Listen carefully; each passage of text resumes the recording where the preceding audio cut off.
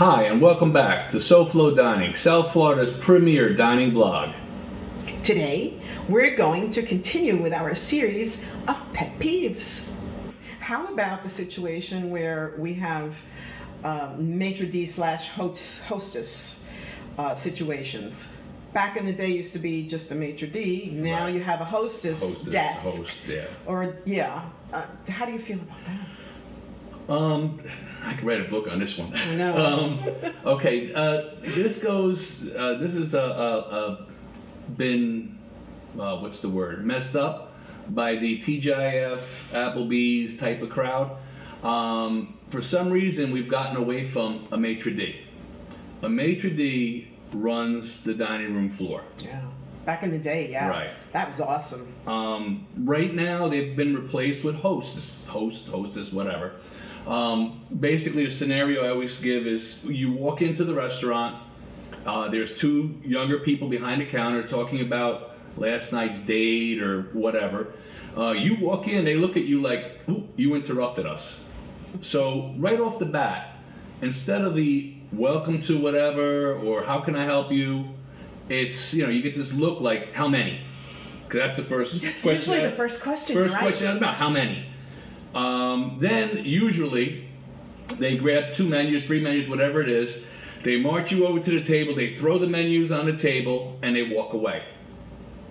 Maitre d' used to pull the seat out for the lady, hand the menus to the ladies first, then the men. Sometimes if they were busy, the restaurant was busy, the maitre d' would ask, can I get you a round of drinks? Okay? Yeah, those were the days, absolutely. A lot of times the maitre d', they would tell you, your waitress Doris will be right over, she's busy right now, blah, blah, blah, is there anything I can get you? Mm-hmm. Then he would go back to the desk. Right. Any issues on the floor, usually a maitre d' would handle. Mm-hmm. Mm-hmm. Crying babies, dirty silverware, that's another one.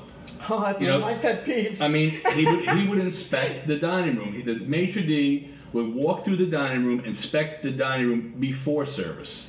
Yeah. Nowadays, it's just you're paying 2 people to stand at a desk and treat your oh wait.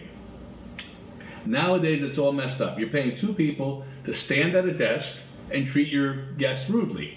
So Kind of like kindergarten maitre d'. yeah. That's my new name for it. I mean, I don't know what restaurateurs are thinking or why no one has seen this before, but it's bad. It's not good. I mean, you should feel welcome when you walk into a restaurant. You shouldn't feel like you interrupted somebody.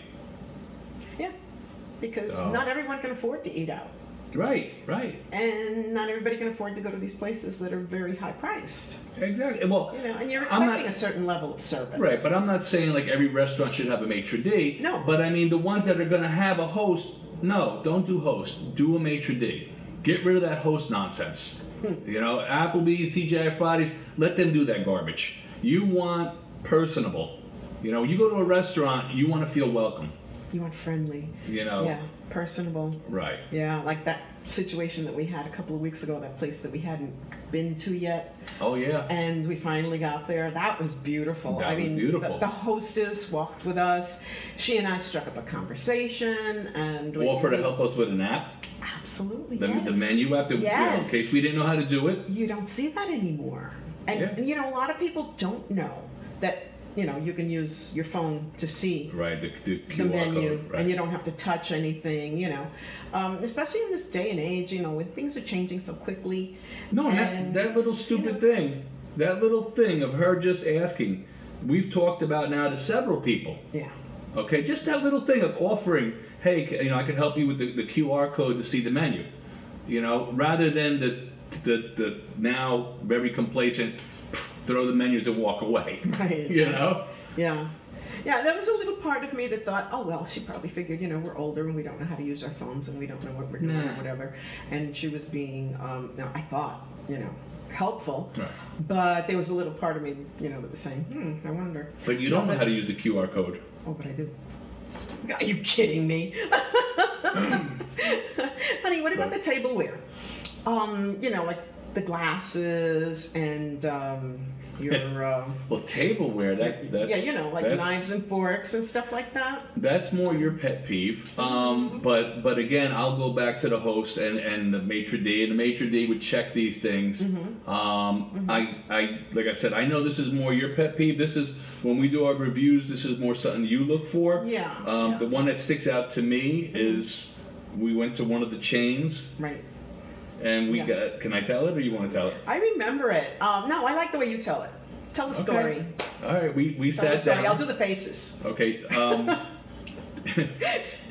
We sat down and they had rolled silverware, and Doris likes to inspect her silverware everywhere we go.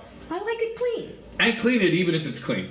But anyway, we get to the table and I unroll the silverware, she unrolls her silverware, and there's food Particles. still in the forks and spoons. How about caked in? Caked in.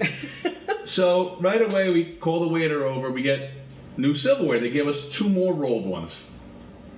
Beautiful napkins, by the way. Yeah. They were beautiful napkins. Beautiful napkins. We open them up, bam, they're dirty. One more time. Maybe dirtier. So now the third time they come over with rolls, and you know, for me, again, I would have checked after the second time. I would not go back to that table with dirty silverware. But no. You know, again, this is one of the chains. So they come over, they dropped off 2 more dirty ones. So that's 6 sets of dirty silverware. Yeah. Finally, we asked for a cup of hot water. We cleaned our own silverware, which they had no problem with us doing. That was like, you know, okay, here you go. Later on, I think they told us the dish machine was broken or something, which... I should have led with that. But telling me that, who was in the industry, Horrible. that's even worse. You're really lying now. Yeah. You know. Yeah, it was bad. And I've been to that particular chain out on the West Coast. I used to do a lot of time out in California, and I had been there with friends, you know, to that particular chain, and we were always given good service, clean silverware, clean glasses, impeccable service. And I was borderline shocked that right in my neighborhood, that particular, you know, group is like out of it. They don't know what they're doing. They obviously don't know what they're doing.